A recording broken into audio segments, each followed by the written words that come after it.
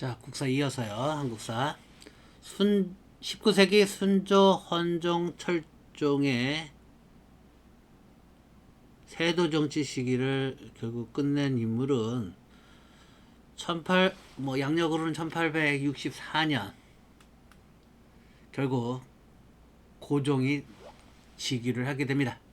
고종의 아버지였던 흥선대원군은 약 10년 정도 고조 섭장이라고 하죠. 고종 대신 정책을 추진했는데 그때 흥선대원군의 정책 내용을 보겠습니다.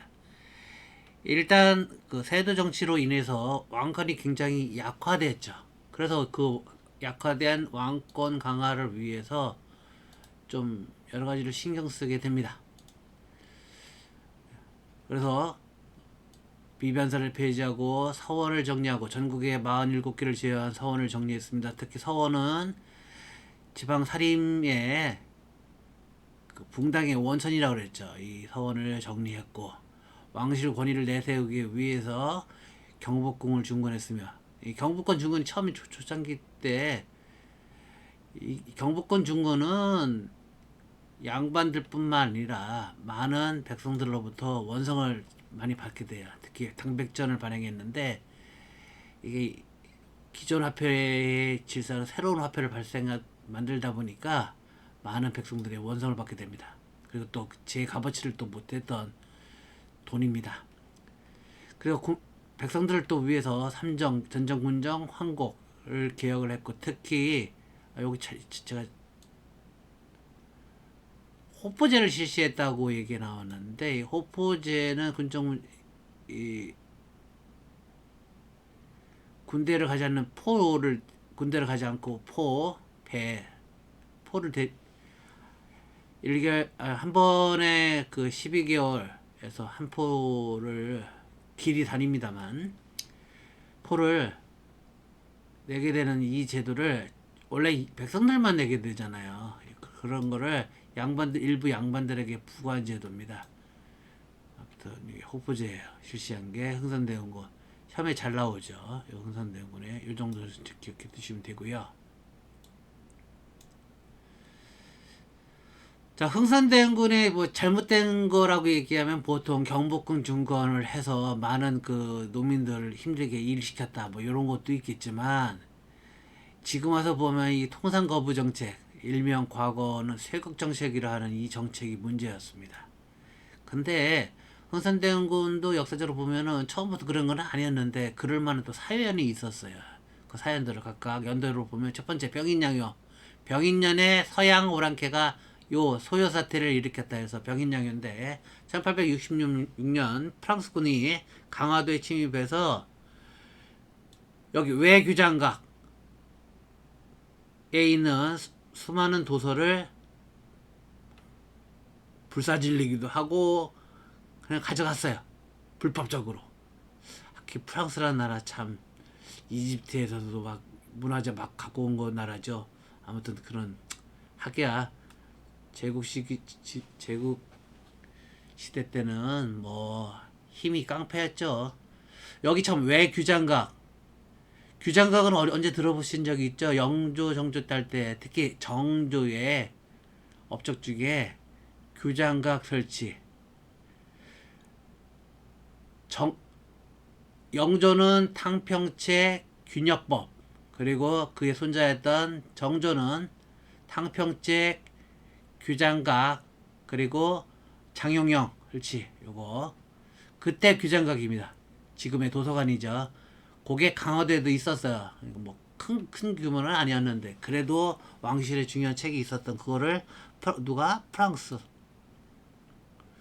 가져갔다. 2년 뒤에는 그 오프라이트라고 하는 독일인이 있습니다. 이 독일인이 이 남영군 묘를 도굴하다가 이 남영군이 누구냐면 흥선대원군 아버지예요. 그러니까 흥선대원군 입장에서 보면 자기 아버지 무덤 파헤치다가 걸린 사건이에요. 그러니까 서양 놈들은 참 지 애비 애미도 없냐 이런 사고방식을 또 갖게 되겠죠. 더구나 또 1871년 제너럴 셔먼원 사건으로 계기가 되어서 신미양요가 일어나게 됩니다.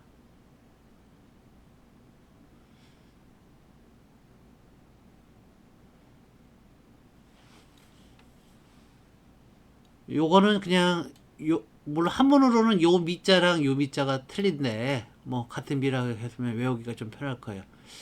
이 병인양요 오퍼레이터 독고래 사건 신미양요를 계기로 전국의 흥선대원군은 척화비를 건립을 해서 서양 오랑캐 어쩌고 저쩌고 오는데 뭐 어쩌고저쩌고 그냥 할 거냐 말 거냐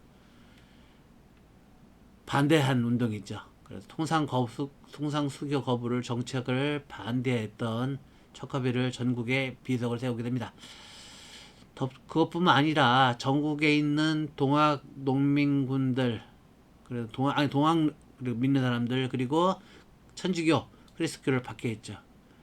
사실 천주교를 받게 했기 때문에 병인양요랑 신미양요가 생기게 된 원인이기도 합니다.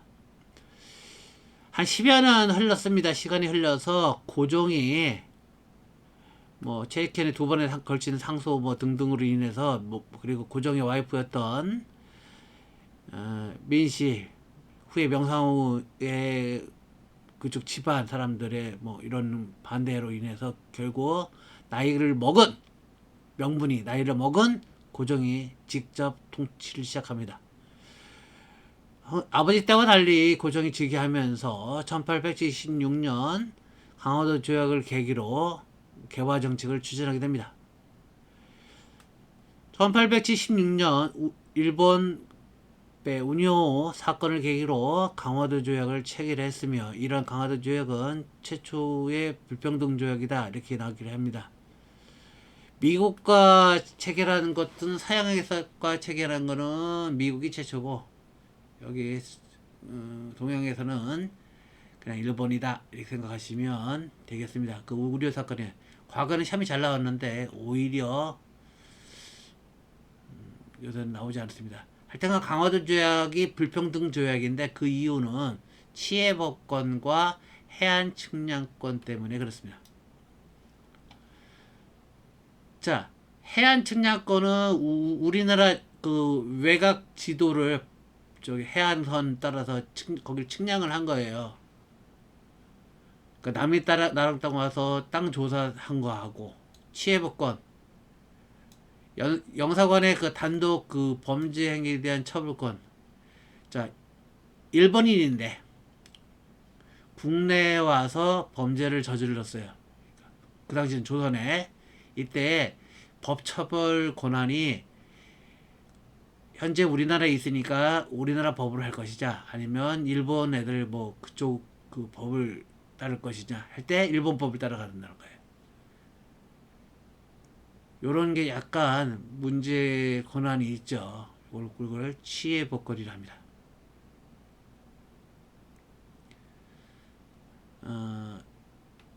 약간 비슷한 개념으로 현재 그 미군이 국내에서 일부 범죄에 대해서 군사상 관련된 범죄를 저질렀을 때 그런 처벌권은 미군에게 있어요. 요런 것들이 약간 차이점이 있습니다. 비슷해요. 그런 의미에서 보면. 자, 그럼 고종의 개회 정책이 어떻게 추진되었냐면 1880년대에 통립기무화물이라는 기구를 설치를 해서 이름도 길죠. 뭐 안 이우셔도 상관없습니다. 하여튼 이런 기구가 있었다는 거 말고 되고 시험에 잘 나옵니다. 신식군대인 별기군을 창설하게 됩니다. 주로 그 양반들을 중심으로 부대를 했는데 참 이게 문제가 많아요. 군인들을 가리키는 교관이 뭐 언제 때는 일본, 언제 때는 러시아인 막 이렇게 청나라도 자꾸 하고 이러다 보니까 소위 말하는 러시아 놈이 가르칠 때는 러시아로 가르쳐주고 그러다 보니 구호도 그렇고 아주 개판. 나중에는 뭐 자체적으로 하긴 했지만 그때 뭐 나라 힘이 너무 없었어. 그것 또한 문제였고 아무튼 별기군 1882년 이모군란의 원인이 된 사건 부대 별기군입니다. 그때 구식군대를 차별하고 신식군대만 적했거든요. 그때 다시 설명드릴게요. 그리고 영선사, 수선사, 신사유람단하고 신사는 일본에, 영선사는 청나라에 파견된 뭔가 좀 배우러 간 우리 그 공부 잘하시면 서 과거에 그 미국이나 이런 쪽 가에 가서 그 유학생 자격으로 국비로 지원받아서 국비 장학생 가듯이 간 거라고 생각하시면 이해가 편합니다. 근데 개항을 이게 무턱대고 하다 보니까 여러 가지 문제가 있습니다. 특히 그 당시 일본이 이미 개항을 했어요. 그러니까 일본에서는 그런 공업 기술이 발달하더니 좋은 제품들이 많이 들어오게 됩니다. 요걸 또 국내에 들어온 쌀하고 또 교환하네. 그래서 국내 쌀이 좀 부족해지는 현상이 생기게 됩니다.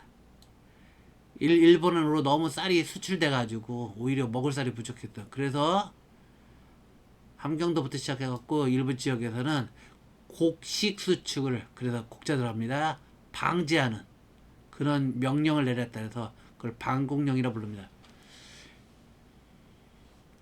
그리고 우리 국내적으로 공부를 할 필요가 있다.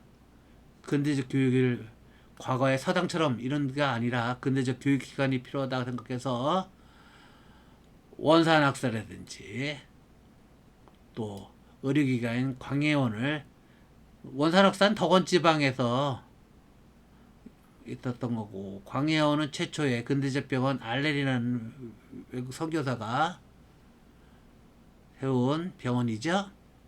다음은 하말의 여러 사건들을 순서대로 한번 보겠습니다. 이 순서도 과거에는 좀 나왔거든요. 일단 순서대로 했으니까 순서대로 외워주시는 게 좋습니다. 첫 번째, 1882년 있던 이모년에 있었던 군인들이 난리. 그래서 이모군란. 이모군란은 아까 신식군대인 별기군에 비해서 구식군대를 차별해서, 아무래도 총 쏘는 부대랑 여기 총은 신식총입니다. 여기 구식총은 옛날에 그 조총 생각하시면 되고요. 신식군대에서 배웠던 사람들 우대하고 구식군대를 13개월인가 14개월인가 하여튼간 그 많은 기간 동안에 그 봉급을 미루다가 봉급을 쌀로 줬는데, 그 봉급 준 쌀이 또 하필이면 또 모래랑 섞여 죽어가지고 중간에 또 누가 빼돌린 거죠. 그러다 보니까 이 구식군대가 화딱 지나가지고 별기군을 처벌하고 막 흥선대원 찾아가고 막 했는데, 웬걸 오히려 청나라 군대의 개입으로 인해서 대원군이 청나라로 압송되어 갑니다. 그게 이모군란입니다. 다음에는 갑신정변. 그 2년 뒤에 이번에는 누가 우리 개혁 개방이 너무 천천히 느린 것 같아. 일본처럼 한 번에 확 한번 해보자 라고 김옥균, 박영호 등이 중심으로 근대국가 건설. 여기 근대국가의 그 특징은 평등권을 목적으로 근대국가를 수립하고 서양처럼 과학도 제도도 막 다 바꾸자, 한 번에 생각을 해가지고 우정총국, 그러니까 지금 얘기하면 우체국을 개설했는데, 거기에 축하 파티에서 다른 그 정부 대신들을 죽이고 자기들이 정권을 좀 잡아갖고 좀 한 번에 해보자 라고 했는데, 일부 사람들은 잡지도 못하고, 그러다 보니까 3일 만에 실패하게 됩니다. 이때 그 김옥균, 박영우들이 그 일본 대사관으로 도망갔거든요. 공사관으로. 그래갖고 또 잡아갖고 가니까 일본 상인들도 막 일반 화난 그 백성들이 또 어떻게 또 처단한답시고 하다 보니까 일본인들 많이 피해를 봤어요. 그래서 조선과 일본 간의 조약을 맺은 게 그 한성조약입니다. 정확히 말하면 우리나라가 2만 원인가 얼마 저 돈을 배상하는, 그때 돈 2만 원하고 지금 2만 원 완전 틀리지만 하여튼간 배상을 했고, 요게 좀 옛날에는 중요했었는데 텐진조약을 체결합니다. 특히 텐진조약에는 조선에서 청나라하고 일본군, 이모곤란에 또 청나라 나왔고, 여기는 청나라, 이쪽에서는 일본군 하다 보니까 서로 언젠가 충돌이 있지 않겠느냐. 그래서 한국 땅에서 그냥 서로들 충돌하지 말자라는 이유에서 조선 땅에서 이미 청나라하고 일본군을 동시에 철수시키자라고 해서 군대들이 잠시 물러갑니다. 그런데 잠시 물러갔는데 1894년부터 그 동학농민운동이 활성화되기 시작을 합니다. 특히 1894 동학농민운동은 2차 쪽으로 생각하는데 2차 쪽이라고 보시면 되는데, 원래 동학은 서양 학문, 서학, 기독교, 정확히 말하면 천주교에 반대되는 사상, 그런 사상을 기반으로 경제의 몰락양말이었던 체제가 창시한 민족 종교죠. 사람은 곧 하늘이다라는 사고방식.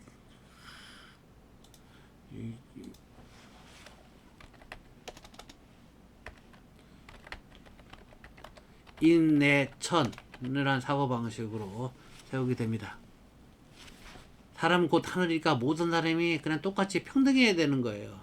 양반들 입장에서 보면은 이게 기가 막힌 노릇이시겠죠. 어떻게 노비랑 나랑 같은 등급이냐 이 생각하겠죠. 아무튼 이 동학은 서양의 반대 민족 종교로서 종교 처음에는 뭐 종교 개념으로 시작을 했는데 나중에 사상으로 크게 발전했다고 볼 수 있는데, 아무튼 이 동학은 교세 확장이 엄청나게 합니다. 남접도 있고 북접으로 두 접이 나눌 정도로, 북접은 보통 양반들이 많이 했고 남접은 농민들이 많이 했는데, 이 동학농민운동은 주로 그 남쪽에 있었던 남접분들이 주도로 이루어진 겁니다. 특히 남접의 대표적인 인물이 전봉준이 이분이었죠. 원래 1차의 처음 출발 개념은 그 고부군수 조병갑의 횡포로 인해서, 나쁜 놈이에요. 쉽게 간단하게 설명하면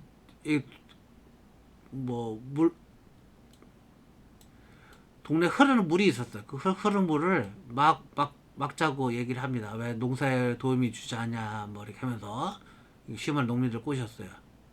그러고 나서 내년에 농사에도 도움이 되지 않느냐 뭐 하면서 농민 꼬시고 댐을 건설하자, 여기 돈을 받아먹네 다음에, 이런 식으로 아주 그 탐관오리 때문에 못 살겠다라고 해갖고 일단 봉기를 시작을 했는데, 이게 처음에는 금방 꺼질 줄 알았더니 의외네. 황토의 전투에서 이기고 보니까 전재선까지 함락을 해버려요. 그러다 보니까 정부에서는 도저히 안 되겠다. 그렇게 생각을 해서 뭐라고 생각을 하게 되냐면, 동학농민하고 정부, 그러니까 국가 간에 약속을 맺습니다. 그 약속이 패전계약 12개조입니다. 그 대표적인 것들 중 내용은 요 신분제 철폐가 들어가 있어요. 그리고 우리 그 동학농민고 동학농민을 왜 동학농민이라는 말을 꼭 굳이를 붙여야 되느냐라고 하는 그 이유는 그 패전계약 12개조에 나와 있던 이 문구 때문에, 토지의 평균 문제, 토지 문제예요. 역시 농사를 짓는 분은 토지를 떠날 수 없죠.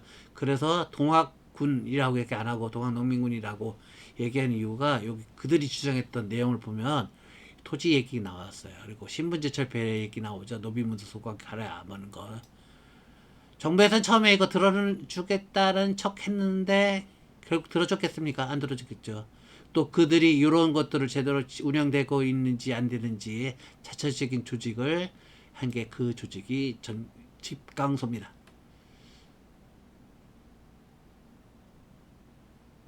자, 이런 동학농 처음에는 그래서 이 전주 화약이라는 전주에서 약속을 맺었다 얘기야. 요거 지켜주게 그러니까 그럼 우리가 뭘 지켜주냐? 그러니까 동학농민군 이거 해달라. 일단 알았다. 그럼 우리가 그거 하는데 지켜보겠다. 직강소 했는데 이게 흐지부지 되고, 더구나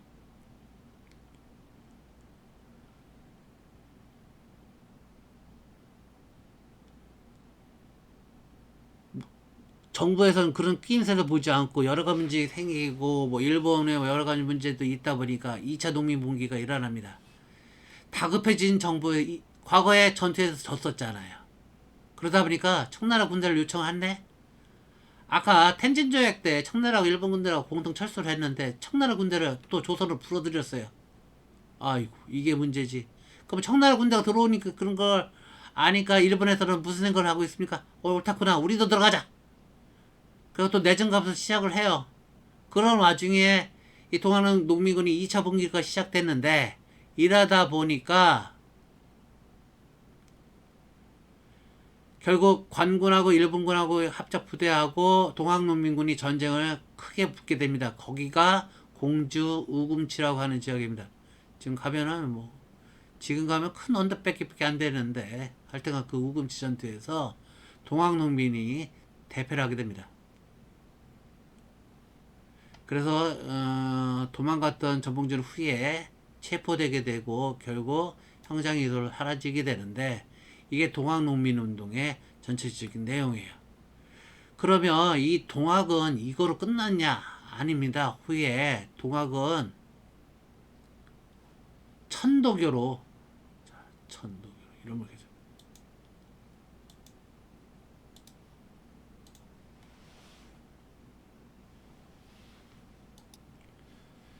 예 천도교로 바뀌게 됩니다. 이게 동학농민운동이 예, 뭐 주요 내용입니다. 자, 국내에 들어온 일본이 간섭이 시작됐는데 그 간섭이 대표적으로 보면 갑오개혁, 을미개혁입니다.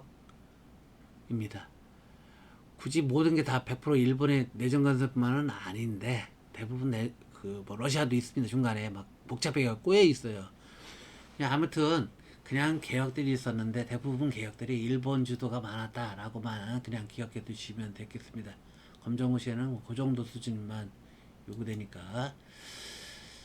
그러면 첫 번째 처음에 잘 나오죠. 갑오개혁. 이게 왜 잘 나올까요? 1894년 그 시기적으로 결국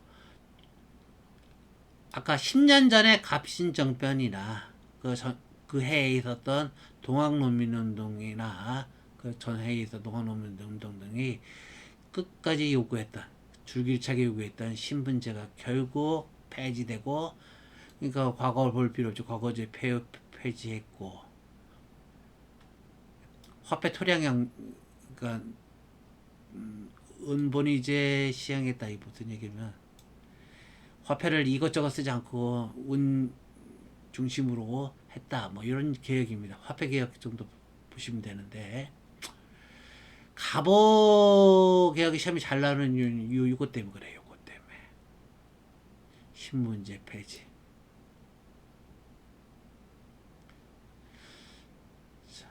2차 갑오 개혁 내용도 시험에 한번 나와서 좀 정리해봤습니다. 그 다음엔 을미년에 있었던 개혁, 을미개혁입니다. 을미개혁은 두 가지 이유가 주된 내용이 있습니다. 첫 번째, 태양력 사용과 종두법은 그 옛날에 그 과거에는 뭐 마마 호원 뭐 하면서 하여튼 그 천연 마마 그 천연두에 사망이 많았거든요. 어렸을 때 아이들이 죽게 된 그거를 좀 해석하기 위해서 그 영국인가 거기서 개발된 우두법이라는 게 있어요. 뭐 하여튼간 해서 지석영 선생이 그 천연두 퇴치를 목적으로 했던 게 정두법이에요. 그런 거라고만 보시면 되고 을매기에서 제일 중요한 거는 뭐니 해도 태양력 사용하고 그러니까 과거 일제시대 그러니까 음력 사용하지 않고 양력 사용했다 이 얘기예요. 그 두 번째는 머리 짧게 깎는 단발령. 아 이게 문제였어요.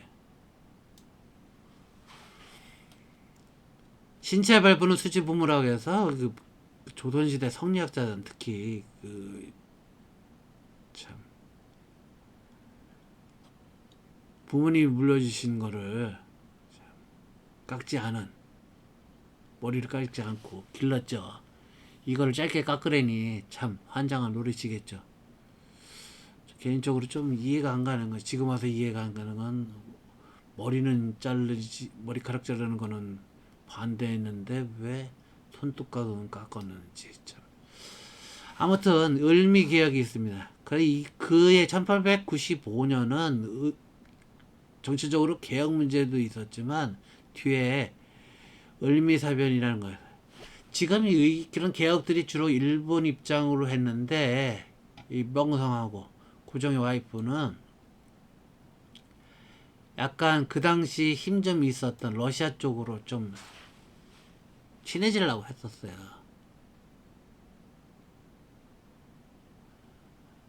지금 이 당시 국제적인 전쟁은 청일전쟁이 있었던 청일전쟁 때 일본이 또 승리를 하게 되죠.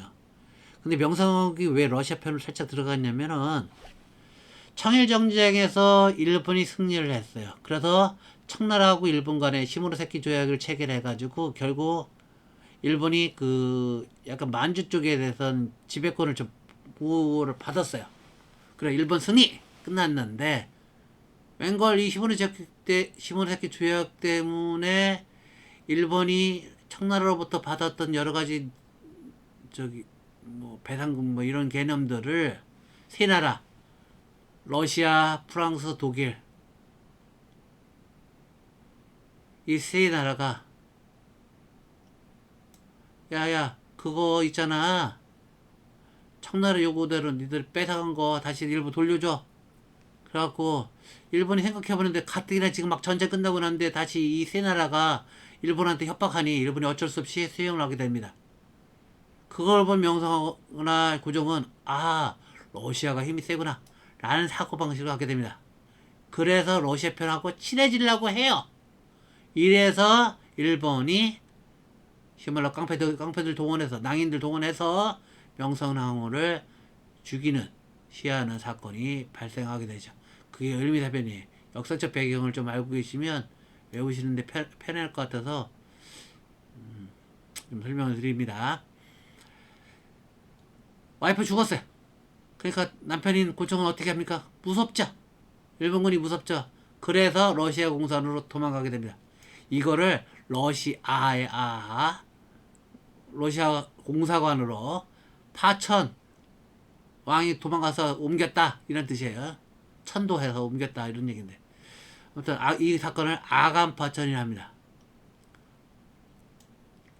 근데 말이 좋아. 러시아 공사로 지금 고종이 갔다고 그랬지 않습니까? 근데 러시아에서 세상에 공짜 어디 있습니까? 러시아에서는 아유 고종 황제한테 아유 저 오신 김에 저희들이 권한이 드릴 게 있는데 그 두만강 쪽에 있는 그 거기 나무 좋던데 거기 그 나무를 채굴할 수 있는 나무를 빌 수 있는 권한 좀 주세요.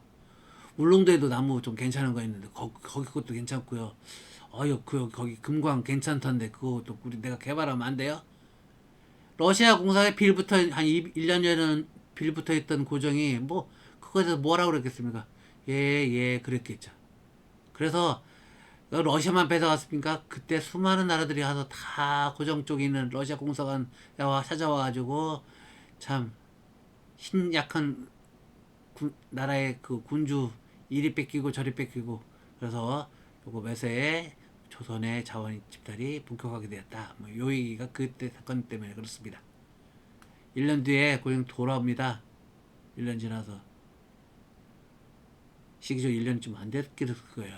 그래갖고 그때 12월인가부터 고종이 들어와서 또 개혁을 한답시고 약 한 5년 광무개혁이라고 하는 광무개혁을 해요.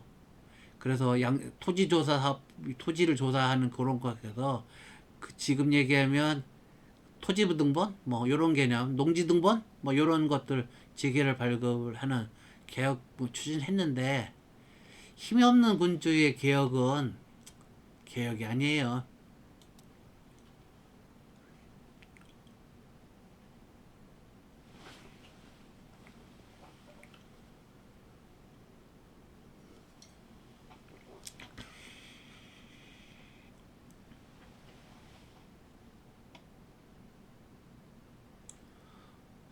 죄송합니다.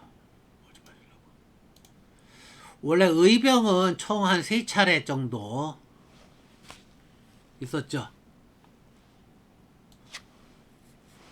자, 의병은 이렇게 총 세 차례 정도 의병이 있었는데, 첫 번째 을미의병은 그 명성황후 시해 사건 단발령과 을미사변과 단발령을 계기로 주로 그 유생들이 했었던 거고, 을사의병은 외교권 박탈로 인해서 전국에서 많은 의병들이 있었죠. 여기는 지금 안 적혀 있는데, 과거에 을사의병에서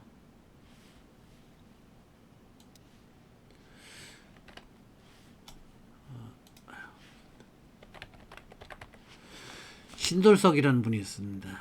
경북 울진 평해 지역에서 신철 규모하게 의병을 했던 이름 자체를 보시면은 양반은 아닌 것 같죠. 예, 평민 의병장이었던 신돌석이라는 의병이 있습니다. 최초의 평민 의병장이다. 평민 의병장, 평민. 요게 좀 나왔었는데 지금은 아예 잘 안 나오는 것 같더라고요. 언젠가는 또 나오겠죠. 정미의병은 1907년 고종 강제퇴위와 군대 해산을 계기로 했던 게 처음에 나왔습니다. 예전에 이 의병 문제가 많이 나왔었는데 순서도 중요했었고, 이유가 뭔지도 중요했고, 또 군대 규모가 갈센 게 어떠냐? 그럼 당연히 정미의병이죠. 왜냐면 군대가 해산됐기 때문에. 해서 그 많은 군대가 의병으로 들어가고 그분들이 또 전쟁을 수행했기 때문에 그렇습니다. 이 군대 해산된 의병들이 13군 창의군을 결성해서 서울로 가서 진공을 하자, 서울 진공 정치를 폈는데 결국 실패하게 됩니다. 일본 독한 새끼들. 그래서 일본 놈들은 의병들 소탕이나 이런 목적으로 남한 대토벌, 주로 전라도 쪽에서 전라도 분들이 저항을 많이 했으니까 토벌을 시시해서 많은 그 의병들을 잡고 죽이게 됩니다. 이 사건들이에요. 자,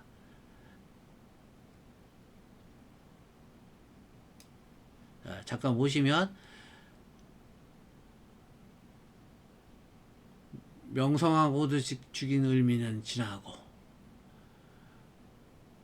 외교권 뺏긴 을사는 지나고, 고종은 헤이거 특사를 파견했고 그거를 별미로 해가지고 고종도 왕을 바꿨죠.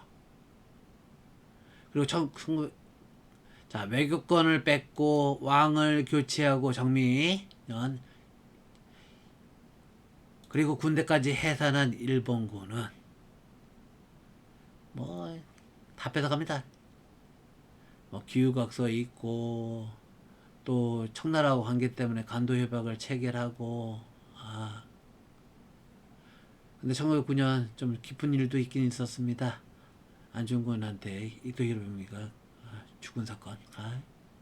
이렇게 하면 뭐합니까? 결국 다 모든 걸 뺏긴 1910년 경술국지 그러니까 있게 됩니다. 그래서 우리나라는 총독부가 설치돼서 쉬운 말로 얘기하면 군인들이 정치를 시작을 하게 됩니다. 자, 그러면 일제시대가 되기 전까지 우리 국민들은 그냥 말없이 당하고만 있었냐? 아까 의병 한 세 차례 있었다고 말씀을 드렸죠. 그것뿐만 아니라 무력이 아닌 그냥 계몽활동이나 이런 것들, 대표적인 단체부터 알아보도록 하겠습니다. 한말 애국 계몽운동을 했었던 서재비 창시한 독립협회가 있죠. 독립협회는 요 세 가지 사상, 우리 스스로 독립하고 스스로 힘을 키우자, 자강개혁인데 죄송합니다. 자강개혁, 그리고 자유민권 3대 사상을 가지고 있었죠.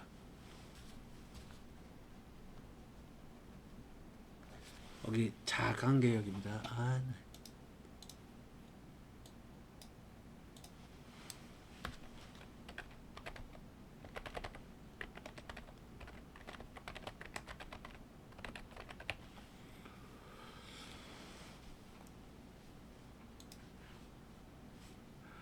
또 그리고 독립협회니까 독립신문을 간행했다, 독립을 건립했다. 요거는 뭐 같은 독립 나오니까 외우기가 좀 쉬울 거고.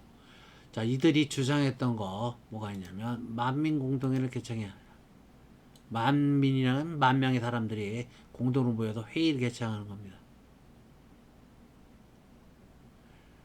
그래서 헌의육조를 채택하게 돼요. 그 주된 내용에 1904년 을미사변 때 고종이 그 러시아 공사관으로 도망갔다고 그랬죠. 그때 고종 다시 빨리 돌아와라 주장했다는 게 독립협회예요. 아무튼 고종이 돌아와서 광무개혁도 하기도 했었지만, 자, 독립협회만 있지 않았습니다. 다른 1904년 일제의 황무지 개척 요구권이 있었는데 이거를 저지하는 목적인 그런 단체가 보완합니다. 아니, 일제가 황무지 못 쓰는 땅을 개척하는 거를 뭐에 반대했냐? 당시 법 개념으로는 못 쓰는 땅을 개척을 하면은 그 땅이 그 개척한 사람 주인이 됩니다. 일본이야 돈 많으니까 우리나라 조선 땅 암리라고 해서 개척하면 여기 내 땅이 되는 거 이런 거니까, 이런 것 때문에 반대를 했다라고 생각하시면 이해가 편할 거예요. 다음은 시험에서 굉장히 잘 나오는 저기 나오네요. 신민회. 자, 신민회는 이해창, 안창호 등이 설립한, 여기 보면 비밀결사단체다. 비밀단체예요.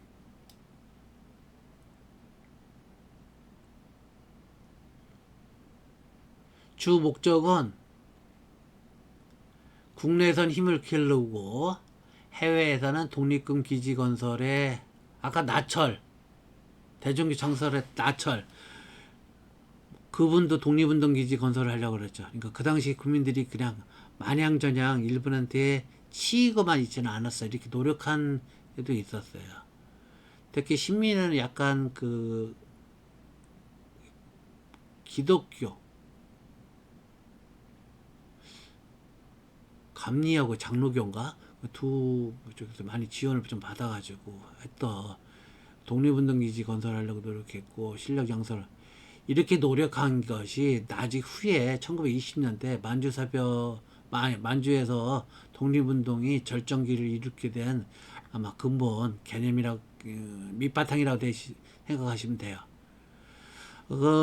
근데 이 비밀단체였던 이 신민회가 1911년에 있었던 일본 초대, 아까 조선 총독부를 설치했다고 그랬죠. 우리나라가 망하고 그 초대 총독 이름이 데라우치인가 그러마인데, 그르마 죽이려고 하다 실패한 사건이 있었는데, 안중근의 사촌 동생인가 그 안명 그 사건이 있는데, 그 사건을 계기로 그, 그 서부 그러니까 평안도 요쪽 주변에 있었던 그 신민의 주요 인사들을, 관련된 사람을 체포하는 사건이 생기는데, 그게 105명을 재판에 해부했다 해서 백오인 사건이라고 부릅니다. 아무튼 이 백오인 사건 때문에 신민회가 거의 뭐 명실사 해체의 소식을 밝게 됐다. 뭐 요 정도입니다. 이건 중요하지 않고, 이 신민회, 요 신민회는 일제시대 이전이에요. 일제시대는 1910년부터 시작하니까 신민회 시험에 좀 굉장히 잘 나오는 거니까 기억해 두시기 바랍니다. 아직까지 우리는 삶이 남았다. 그래서 했던 게 1907년 대구에서 시작해가지고 전국적으로 금연금주 통해서 일본한테 빌린 돈 국가의 채무, 돈 1,300원을 갚자 하는 운동이 국채보상운동입니다. 우리나라 국민은 대단한 게, 나라가 힘들면 좀 서로 협력하려고 합니다. 하기야 그 김영삼 정부의 실책으로 IMF가 우리 시대가 도래했죠. 돈을 외국에서 빌렸잖아요, 달러를. 그걸 갚기 위해서 김대중 대통령 정부 때 굉장히 노력을 했는데, 그때 금모으기 운동도 요런 일환이다. 저는 그렇게 보고 있습니다. 아무튼 나라가 힘들 때 우리나라 국민들은 십시일반 노력을 했다. 그래서 어떻게든 국가가 먼저 이끌어 봐야겠다라는 사고방식을 갖고 됐는데, 그런 그 유전적 피는 과거에도 있었고 요때도 발현됐다. 물론 이에 대한 매일신문등에서 많은 언론사 참여를 했는데, 여기 이게 통감부 통감부 통감부는 말 그대로 그 일제 저기랑 틀려요. 총독부라고.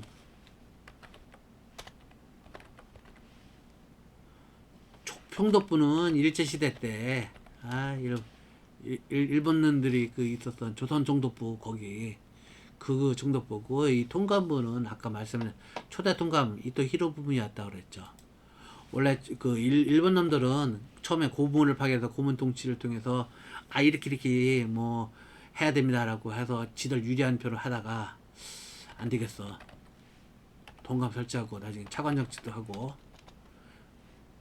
차관 정치를 통해서 하다가 나라를 아예 뺐잖아요. 이런 순서대로 오게 됐는데, 그 통감부의 방해 실패로 뭐 영국인 배달이 뭐 돈을 떼어먹었니 어쩌니 뭐 이런, 그래서 금연근조운동 하다가 잘 하다가 또 실패를 하게 됩니다. 그리고 한글협회 요거는 저기 해방이 된 이유인데, 그 전에 있던 모체들이 국어연구학회, 중간에 무슨 여러 단체들이 있었어요. 네, 일부 체단 주례입니다. 조선어학회 사건이 한 번 있었어요.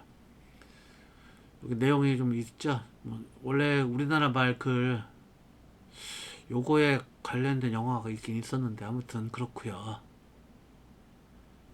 아무튼 이것 또한 실패로 끝나게 됩니다. 다음은 우리나라 역사 일제시대, 요거는 일제시대와 관련이 깊습니다. 일제시대 때 요런 거 말고 우리 민족의 정신, 혼, 뭐 이런 것들을 좀 하자라고 하는 두 명의 대표적인 민족주의 사학자가 있어요. 박은식과 신채호. 협회는 거의 잘 나오질 않는데, 나올 리 없는데, 진달학회나 학회도 있었다는 것만, 뭐 한국사 능력점 공부하시는 분들은 좀 알아야 되니까 이것도 넣어봤어요. 박은식은 여기 보시면 우리 민족의 정신을 혼이 있다. 그래서 저서 이름을 보면 한국이란 말이 들어가요. 한국동사, 한국독립운동지사 해서 이런 책을 저술을 하셨고, 신채호의 분은 조선이라는 용어를 좋아하셨고, 조선상고사, 조선사연구초라고 해서 과거 역사도 기록한 내용도 있고, 독립운동도 있고, 또 뭐 고려시대에 했던 신분의 해방운동, 뭐 만작의 난이라든지 뭐 이런 것도 뭐 내용도 있고, 제 기억에는 있는 걸로. 아무튼 뭐 민족주의 사역자, 뭐 우리 검정구시에서는 한 두 분이 있었다는 것만 기억을 해두시면 됩니다.